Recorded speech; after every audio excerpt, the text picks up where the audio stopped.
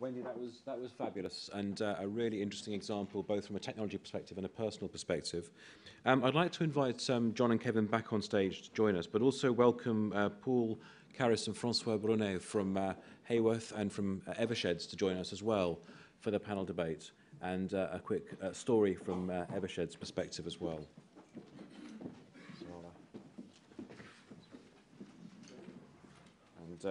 And for Wendy, I hope you've entered the competition, because you may get your Christmas present a bit earlier.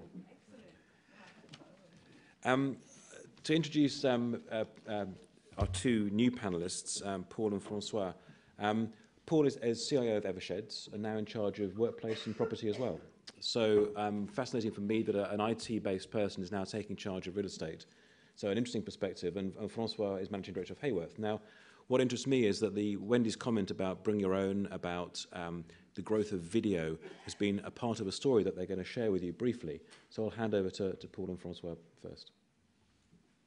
So I'm Paul Caris. I work at a law firm, which is honestly the most exciting place to work. We are really cool. We're 4,500 people in 28 countries. And we introduced iPads, bring your own device, consumerization in 2010. So it's iPad is so 2010, it really is. But what we started to do and what drives it, it does work a little bit with what Wendy was saying, is that we wanted to bring the phrase enjoyment into the vocabulary of work. So when I think the IT director's excuses are finished. So when somebody comes to me and says, how come my consumer-based experience, when I get home, I look forward to logging on, how come I can't get that experience at work? And in the old days, we used to roll out the excuses of, oh, we can give you bandwidth, well, you've got to have a standard desktop, you've got to have antivirus, you've got to have security. All of those excuses are gone. You can get antivirus for free on the internet, you can get a brilliant email system from Google, you can get bandwidth better than I can provide, maybe not with Cisco's help, from Virgin Media for next to nothing. All of these products are now available. Who remembers a few years ago when your computer at your workplace got old and you used to go up and creep up to your IT director and knock on and say, yeah, when that's finished with, do you think I could have that and I'll pay 50 quid? Who could honestly put their hand up to say that they would want their computer now when it gets old? The first thing it's going to do is it's just going to go in the bin. You do not want it. And that's because there's very little effort in IT to make the experience enjoyable. And we want to, and that is my vision for Eversheds is I want somebody to come in and anticipate logging on. Could you imagine coming to work and anticipating logging onto your computer and getting excited, like perhaps you might do at home? So the first thing, I mean, who invented Control-Alt-Delete to log in? Who put your hand up when you go to work? The first thing you have to do is do Control-Alt-Delete to log on. That takes 2 hands and 3 digits. 2 hands and 3. That's discriminatory. You have to be multi-limbed to log on to a Microsoft environment. So, you know, we have a responsibility to bring enjoyment to a workplace. And now I run facilities and property and IT at Eversheds. I've got a brilliant opportunity to make that with my colleagues at Haworth and on work, to make that, make it an anticipation, make people really, really look forward to logging on. Because if they're not looking forward to logging on to my systems, they're going home and they're going to play the PS3 because they'll spend hours on that. Why can't I get them to spend hours on my systems? So really what we've done is created this whole workspace environment that is around making sure that the custody of the space is far less important than the agility of that space by improving technology, bring your own, and all of those other great things that we've discussed today. I'll just leave you one last thought before you go into the panel bit, is that I think that, going to the productivity question, businesses have spent thousands and millions doing those ERP systems, doing process improvement, business optimization. We've never spent any time working out, well, if somebody liked using the systems, how much productivity is there left to go for in organizations? And Francois, a quick show of what you've done with Paul at Eversheds. Absolutely. With such passion, it's been quite exciting to work with Paul, as you can see. Our role has been to really set up a theatrical space, ensure that we can leverage technology and a physical element to help transform the business, transform the way they work, and enhance not only productivity, but well-being and, of course, the culture of the company. What you see here is an example of what we've done. And, a lawyer can come to the office here, and through the change, which we're not showing on animation here, but through the change of the space, you're able to, I think we had another slide, someone. Is it working? There we are. Through the change of the space, you're able to handle not only your normal desk task, but also a video conferencing with your team or with your customer, and the way you can reconfigure the space yourself. We're not showing it in detail here. Anybody wants to see some more details about it, we'll be happy to show it. But so it's really using the environment in an innovative way and ensuring that the user can personalize the space himself or herself without having to call facilities or go through a rigorous process of change and difficulty of doing so. But really for us, it's about ensuring that the technology is embedded in a space in a very smart way and a personalized way. We don't only experience with office space as well. Recently we were experiencing with hotel concepts. And if you go into www.myroomconcepts.com, it's a partnership we set up with Philips and other technology providers to look at how the hotel room of the future can look like. I mean, imagine a space where you go into your hotel, but before you go there, you're able to personalize the space according to your own images, your own needs, your own work needs. And when you go in there, when you arrive, the space looks like your house. It looks like your own space from the elements you've set up ahead of time through the internet. This also leads us to thinking, what do we do about meeting rooms? So coming back to the workspace, what we're learning from the hotel concept is, what about a meeting room when you come in before that, you've personalized it to a level where when you come in, you arrive in a room, you're totally and right away immersed in a subject matter that you're going to go through. So it's all about embedding technology in the office, in the space, making physical spaces a support to this. And that's what we've been doing with Paul and his team to hopefully good results for your organization. Yeah. Thank you. So I want to ask Paul the first question, but while I'm asking the panel, I'm open to questions from the audience as well as before our final panel session. So anything you want to ask, please raise your hand and we'll get a microphone to you. But Paul, I mean, Eversheds was the first major law firm in the city to move away from a ring of private offices around the edge, and partners are now working as are all fee earners in legal studios. Now, you've rolled out iPads, and what you said was fascinating, is that there's self-help, there's this kind of approach. Can you explain that and reflect on that journey? So when we got iPads in 2010, I think we were the first company ever to deploy them, because we were actually in the lines, standing in line, because the story goes that I knew the iPad was coming out. I went and spoke to these guys at Apple, started to take them out for lunch, and I know this guy who's the production director for the Gadget Show, and I said to him, listen, when this iPad comes out, I said, I need some of those, I want to deploy them. And he says, well, Paul, haven't you watched the show? Even the guys on the show have to queue up for it. And I picked up the guy to Apple, and he said, no chance, we don't give it. I've never had a discount on an Apple product ever. But that didn't stop me from standing in line personally, getting 5, then 15, then 20, then 50, then 150. But we had no way of knowing how to support them. So what we did is we worked out what's the minimum way of securing the device, and then we sent them out to all of our fee earners, and we said to them, look, don't come and ask me how to support it, because I just don't know. And these guys, imagine working for 3/4 of your employee population who are multimillionaires, because that's what I have to do. These guys are used to being spoon-fed stuff. I sent one guy an iPad, and he said, oh, that's brilliant. Can I have a mouse, a keyboard, and a screen, just like the laptop they have? So what we did is said, look, it's not for everybody, just give it back. So we created this environment on our intranet, very simple. Because what do you do as consumers when you've got a problem? If you're sort of over 50, you phone your kids, son, I've deleted the internet, or you go on to what everyone else does, is you just go onto Google and put your question in, don't you? And nearly always the answer comes out. Who needs an expensive IT support team? So that's what we did. We created our own knowledge base on the intranet. We did a self-help forum on a SharePoint list. And my favourite story is a gentleman that Phil knows really well, one of the poshest guys you'll meet, the senior office partner for London, wrote an article how to get wireless printing working at home on an iPad 1. Awesome. Any questions for the panel? Anyone want to fire a question at our distinguished IT panel? I'll start. I mean, Wendy, your growth of video predictions are huge, and I'd like your comments on that. But also the other panelists, any view as to how the network can cope when 70%, you said, 80%, 90% heads towards video? Yeah, so we're seeing that if video continues out there in the internet, it's going to be more like 90%. But within the corporate networks, it's probably going to hit 67%, 60-70%, and that's absolutely driven by the collaboration tools, by device-to-device video calling, and by streaming video for events. All of which really leads to that sort of collaborative experience without actually being sitting in a room anywhere.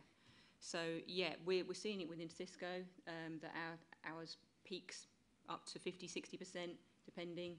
And there's a comment from our CIO at Cisco saying the worst day was when she saw that the iPad had a camera fitted on it, and she just went, oh. But there are techniques now that we can put into the network to help you predict and manage that. So all is not lost, and it can be done in a manageable way. Do I see any questions yet? Anyone with a burning question for the panel? Let's move on to John. There's a question actually at the back. Well, yes, if you can say who you are, please, and fire away. Hi, my name's Julia West. I work at the BBC. I have a question about BYOD and software licensing. So obviously, if you've got lots of people bringing their own devices into a corporate environment, on the whole, they've got home use, non-commercial licenses on them.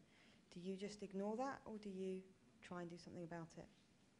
So I'll answer that. It depends where you are on your spectrum, and BYOD is a spectrum from over here to do nothing, block everything, to allow people to bring stuff in and do a little bit of stuff, to kind of enabling people to do stuff with providing some corporate applications, right over here to really embracing it and giving them everything they need and maybe managing those devices yourselves.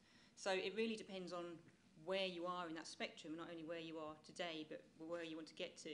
So the application model is absolutely evolving, and if you get to a fully embraced BYOD, as we really are getting to now in Cisco, it's about putting those applications that you want people to use as productivity tools into a different format, into like an enterprise app store, so like an Apple app store, but within your enterprise. And of course that has different licensing implications behind it.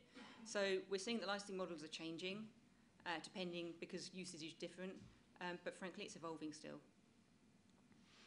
I think the best thing in the world about BYOD is the licensing. It's brilliant because no consumer worth their salt will pay anywhere near the sorts of money that organisations expect me to pay for enterprise licenses. And you can't believe the volume and quality of software that is being delivered by consumer-based technology onto these tablets. The latest Samsung Note device that's come out has come with a fully featured version of Photoshop. That's 350 quid or more's worth of software that I, as a sucker that has to work in an enterprise organisation, would have to pay if I wanted that to put on the desktop. It's the best thing in the world, the fact that all of these, nobody will pay. You know how much you'll pay for a piece of software? 69p. That's what a consumer pays for a piece of software, and that's brilliant. And I'm taking advantage, I'm milking that by not having to buy, by and large, until you guys catch up from the software companies, extraordinary license fees for uses of tablet devices and so on. The 69p license. Yeah, there's a question at the back over there first. Hey there, Duncan Young from Lendlease. I've just got a question from the gentleman from Asure who spoke about how you engage with people to take time off and develop their own programs in a way. You gave them some time off. How long did that take to build, or was it instant from the first time you offered it? Well, we started in our engineering group because they're the tinkerers. I mean, and so they're the logical area for a technology company to embrace that. They're always wanting to go try a new piece of technology, all this great stuff that he's milking. And so they embrace that concept immediately. I mean, I think it really boils down to the kind of culture, you know, that you're creating or you're trying to change and become. And I think that starts at the top. So it started with our whole senior management team, you know, a small 65-person company, but it really starts at the top from the leadership. You know, any kind of change management, I think, has got to be driven in, you know, from that level, and it's got to permeate through the organization, or it's never going to stick. Thanks, John. There was a question over there, Katrina.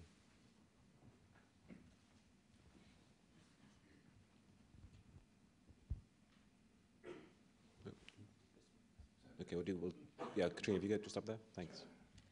Katrina Kostick-Saman from KKS Strategy. For both Paul and John, I had the good fortune to be the design partner for the Eversheds headquarters with Cornelius Menvey some 6 years ago now, developing the studio concept. And I advocate what John said about having a champion. You have to have a champion, and now, Paul, you're there to further take the workplace into the next generation, which is fantastic. But for John, I would like to question what you said about innovation in the US. I've just spent the last 4 months speaking in New York, Chicago, and Toronto on trends specifically in the corporate and the law firm sectors, and actually I saw zero innovation. Could you elaborate on where these innovative places are? Well, you know, everyone thinks of Silicon Valley as innovation centers. I wouldn't call Chicago an innovation center. Actually, my new company is headquartered in Austin. Look where the money goes. The VCs are moving out of Silicon Valley to places like Austin and Minneapolis. So there are new innovation centers that are growing inside the U.S. Geographical marketplace, and it's not necessarily. And I live in Boston, which, you know, was always considered the second most hub. VC money is on about a 30% decline year over year over the last 5 years in Boston. So there are new hubs. The real driver is cost, economics. You know, the cost of living in Boston and Silicon Valley is expensive, but it's quality of life, the things we're talking about, being in a culture and a workspace. It's quality of life. You go to Austin, Texas, you live outdoors year-round. There's no real bad weather unless you worry about hurricanes and tornadoes. But we worry about those in Boston and New York City recently. And so, you know, where's the talent pool coming in? So it's going around new types of new universities. So UT Texas is a big driver of engineering schools and things like that. And so, having just been brainwashed by my new company about this, the 50% of the university students in the state of Texas are staying there to live. That's a big statistic. And I live in Boston. There are 360 universities within an hour's drive of Boston. So there's a ton of university talent. It doesn't stay. It's mostly coming from other countries is the problem for us in Boston. They're leaving, getting educated, and going back to India, to China, to Hong Kong, to here. So that's, you know, your comment's not incorrect. It's different centers than people have traditionally reported on, and they're just beginning to be understood. So a question for Kevin, the paperless office, which obviously we still haven't got to. What's your view on print and paper? You know, where will it come from? Will they print from the cloud, and what will happen there? I think it remains to be seen. The years leading up from 1975 to 2000, office paper consumption actually doubled. So email was thought to be this trend that would reduce office paper use. Actually, it went through the roof. People printed their emails, believe it or not, and I'm sure every company has a example of that, of people that do that. Since 2000, paper consumption in the office has leveled off and it's starting to decrease. So I think if you look at the technologies available, the storage, the bandwidth, the presentation media of iPads, the technologies really are now coming together that's going to drive down paper consumption, I believe, over the next few years. Paul, lawyers love paper. Have you seen a... Lawyers don't just print email, they print everything. I mean, they print a lunch if they could. The thing is with print paper, it's just brilliant, isn't it? I mean, it's just so portable and easy to use and quick to reference, and I don't see it disappearing any time. Not in my lifetime. I agree. The paper is brilliant. In many ways sort of the least common denominator. If if you can't get something done within an ERP system or within any system, it's a blank slate. I mean, it literally is. So we, especially government organizations, law firms, there's a big generational divide. So as younger people are coming into the marketplace, their need to print goes down. But I think, especially as we're talking mobile workforce, one of the biggest things that we get asked about is for people that are on the road, where do they go to print? If they don't have an office, they need to take a scan or make a copy or create a print. The companies I work with are still looking to fill that need. Okay.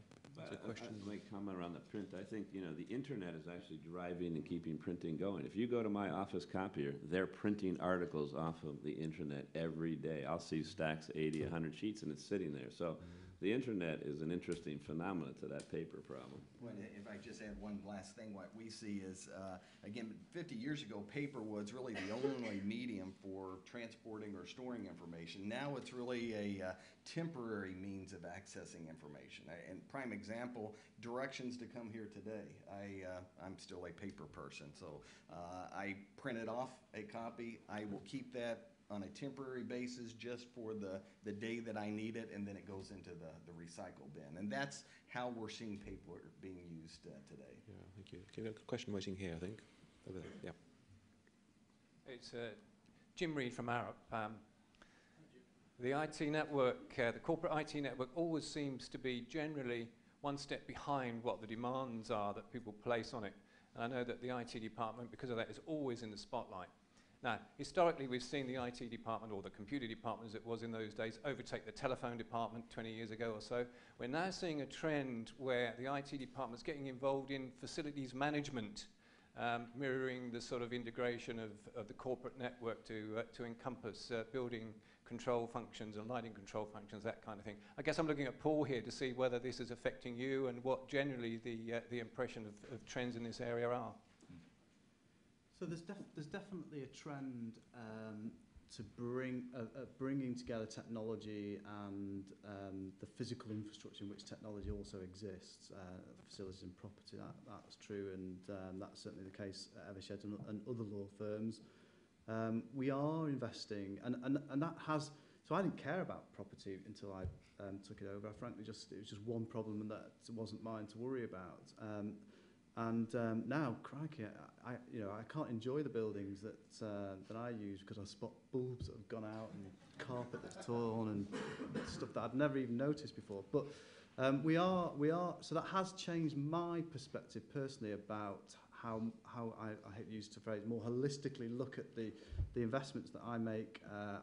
I've learnt about building management systems and integrating those into our energy consumption systems. Very interestingly, looking at products that would help me look at my building utilized. I didn't care about how many offices, meeting room were used. I do now because I know exactly how much per square foot it costs for somebody to have a meeting room. So the trend is definitely towards what I've seen, bring it all together. I am looking at integrating the technology with the building technology and the fabric and the infrastructure of the business infrastructure is what I like to call it. Fabulous. We're out of time for this session. I want the panelists just to give us one last kind of world summary view. We're looking at the clouds. We're heading to the future. If there's one prediction you want to make for the next 2 to 3 years, a short-term prediction as to what will impact work in the workplace, what would it be? We'll start with Francois. Oh, definitely a split in workplace. I mean, workplace is not going to be what we see. I mean, we've seen it from the discussions we had earlier today.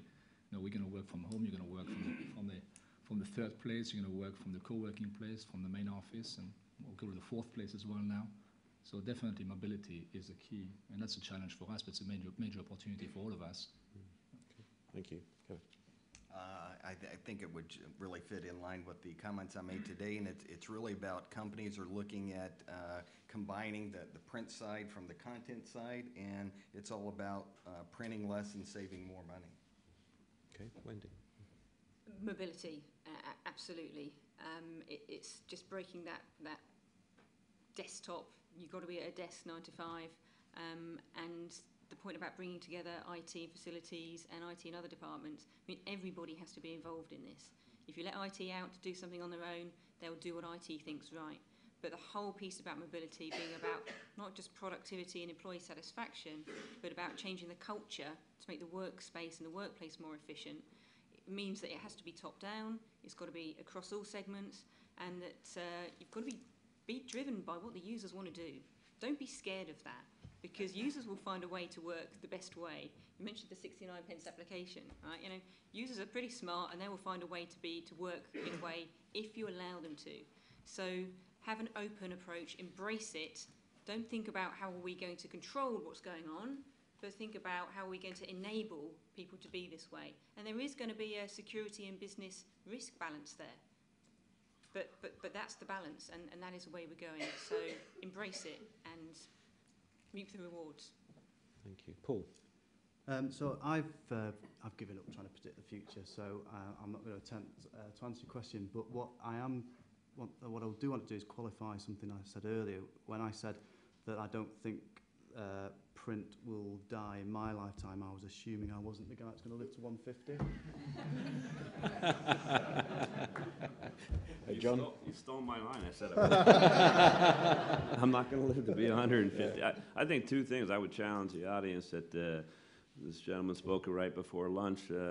You know, we have to move faster or we die. And I live in the technology business, and you listen to him talk about, you know, how the BYOD device, and it's changed. I mean, we don't pay for technology. We got rid of Exchange, and we went to Google, and it cut our cost per user by hundreds of dollars when we merged the companies. I cut my IT costs, and we're a small company, but $150,000 by going to the cloud for everything, CRM, email, and docs. So I think embracing that standardization, which is really what he's pitching, and I do think there's a consolidation going on in the industry that I predict from real estate, facilities, and IT. It's all rolling up under the COO or CFO, and it's about standards, and that's what really you're talking about when you hear things. So you better embrace standards, and you better get your middle management to embrace change, or you're going to have a big problem as a corporation, in my opinion, is my prediction over the next 5 years. You're going to die in the process. Thank you very much.